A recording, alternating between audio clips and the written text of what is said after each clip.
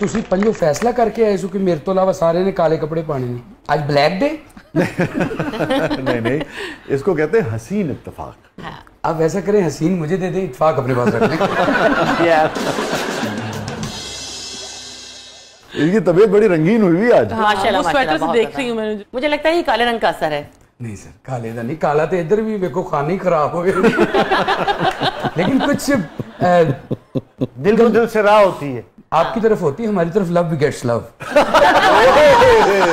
I hope। ये बताइए कि आप दोनों बहनें जी, ये लोगों को नहीं पता मेरे ख्याल बात। पता भी है, लेकिन वो फिर भी आपको पता है कि शोबिज़ में एक ट्रेंड है कि आप अपने बच्चों को नहीं एडमिट करते समटाइम्स, तो वो आप कहते हैं बहन है, बट एक्चुअली में ये सबसे बड़ी बहन है और मैं सबसे छोटी हूँ। हमारे बीच में 3 सिबलिंग्स हैं, 2 भाई और 1 बहन। अच्छा अच्छा अच्छा। सो आई एम द यंगेस्ट और ये एल्डेस्ट है, तो मैं इनको माँ ही बोलती हूँ। मेरे फोन में भी इनका माँ के नाम से ही है। ठीक है। सो आई थिंक बड़ी बहन भी माँ ही होती है। तो मेरी जब मदर की डेथ हुई थी, आई वाज 18, तो मैं इनके साथ ही बचपन से बहुत ज्यादा कनेक्टेड रही हूँ। अच्छा पूनम, मुझे याद है कि एक तरह से, खैर वो कास्टिंग तो सच्ची बात है शाहिद ज़हूर साहब ने की थी, शाहिद भाई ने, मगर वो भी आपका एक तरह से कमबैक था। काफी अरसे के बाद आप आई थी, बंदिश जो ARYP सीरियल मेरा चला था। कुछ नेगेटिव रोल मैंने नहीं किए थे इससे पहले। तो जब मुझे रोल सुनाया गया, तो जो मैंने स्क्रिप्ट पढ़ा ना, तो माशाल्लाह माशाल्लाह क्या लिखा आपने, क्या उसके जुमले मुकालमे थे। एक होता ना उस वक्त मुकालमे बोलना बहुत मुश्किल होता था, और फिर वो रोल मुझे करके मेरा लाइफ का वाकई टर्निंग पॉइंट बहुत अच्छा है। तो कोई डायलॉग आपको बंदिश का याद हो तो सुना दीजिए।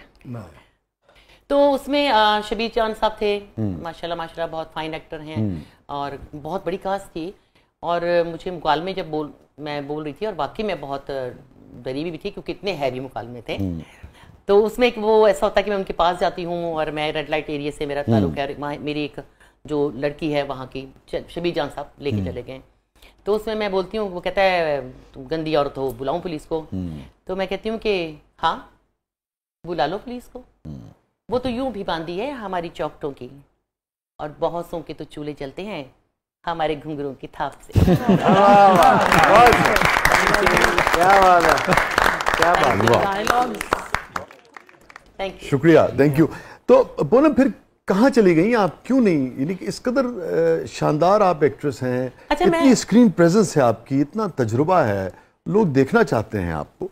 वैसे साहब पता, मैं गई कहीं नहीं, थोड़ा सा मेरा गैप इसलिए लिया था क्योंकि जब मैं सिंगल पेरेंट हो गई, तो थोड़ा सा माएँ तो सारी पागल होती, मैं कुछ ज़्यादा ही हो गई, और वो जो जिम्मेदारियाँ थी, 2 बेटे हैं मेरे माशाल्लाह, लेकिन थोड़ा सा गैप ऐसा आता रहा। फिर लाहौर में काम, आपको पता, काम होता रहा, तो लेकिन जब लाहौर में काम होता है, पहला दूसरा नहीं तो एक मसला हाँ ये भी है ना कि हाँ कि लाहौर में कम हो गया ना बहुत। फिर मेरे लिए असल में क्या, मैं बहुत लेट हूँ कराची जाने के लिए। मैं आप कराची में हूँ, रह रही हूँ कुछ 1-1.5 साल से। तो करीब हम आपको देखने वाले हैं किसी सीरियल में इंशाल्लाह, दुआ करें आप बस। वेरी गुड, नहीं जरूर इंशाल्लाह। गए तो काम के लिए। और रेचल भी मेरे ख्याल में कराची बहुत कम कर रही है काम। मैं कराची से फैशन शोज के लिए जाती थी, या कोई स्टिल शूट हो। टीवी मैंने अभी तक कराची में नहीं किया, क्योंकि मैंने जो भी टीवी किया वो लाहौर में किया। अच्छा मैं कह रहा था रेच, एक्सक्यूज मी, क्या कह रहा आपने? सुनी था ਹੁੰਦਾ मैं रेचल, आपने पहले ही घूरी इतनी माड़ी डाल ली, आपने पॉज बहुत बढ़ा दी। मुझे पता नहीं क्यों लगता है मेरी रेच से भाई ने।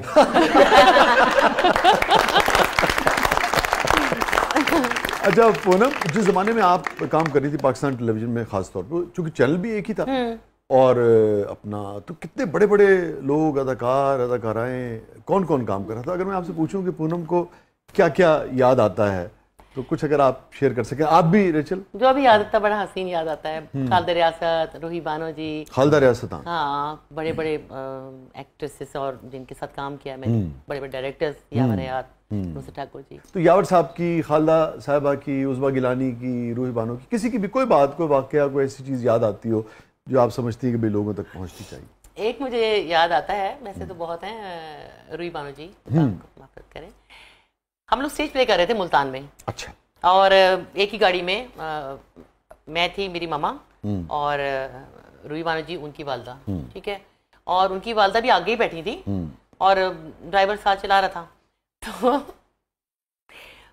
उन्होंने अचानक कहा कि गाड़ी रोको। अब वो मुल्तान से आगे का रास्ता मुझे इतना वो याद, रास्ता तक के बीच में क्या आता है, लिया आता है, किन्होंने कहा? रूही मानो जी ने कहा कि गाड़ी रोको गाड़ी। तो उन्होंने अपनी वालदा को, उन्होंने कहा दरवाजा खोलो और अपनी वालदा को उतार दिया गेट से। तो अब हम यूं देख रहे हैं, और अब पता मेन सड़क होती है जो, ये भी नहीं कि किसी कोई घर है कि कहीं उतारा है। तो पीछे से मैं और हमारे यूं देख रहे हैं। ऐसा क्यों किया उन्होंने? अब ये याद नहीं कि क्यों उतार दिया था, लेकिन इतना मुझे याद है कि उन्होंने गाड़ी से उतारा था। लेकिन ये तब की बात है जब उनका थोड़ा सा जो मेंटली थोड़ा सा डिस्टर्ब थी, तो उन्होंने गाड़ी से उतार दिया और बाकी गाड़ी चल गई और हम लोग मुल्तान से चल पड़े। वो पता नहीं कैसे आई हैं। तो उस वक्त ज़हनी तौर पे वो हो चुकी थी। हाँ, काफी वेरी सैड। और इसी तरह से एक और हमारी एक्ट्रेस, सीनियर एक्ट्रेस थी, तो हम लोग आउटडोर प्ले कर रहे थे, तो उन्होंने मुझे जो रोल मुझे मिला हुआ था पागल लड़की का, तो मुझे वो रोल जो है, मैंने पूरा एक रोल अपना प्रिपेयर कर लिया था। तो उनका जो रोल था वो था सीरियस, लेकिन ऐसा रोल होता है जिसमें आप लाइनें छोड़ते हैं एक रिदम के साथ और फिर आपको क्लैप होती है। तो उन्होंने, जब मैं सेकंड डे आई हूँ और उन्होंने अपना मेकअप रूम अलग बना लिया था, उन्होंने अपना कहा जी जिस गाड़ी में पूनम जाएगी उसमें मैं नहीं जाऊँगी और ये वो ना, तो उन्होंने कहा जी ये जो पूनम रोल करी है ये मैंने करना है, पागल का मैंने करना है और दूसरा रोल करें।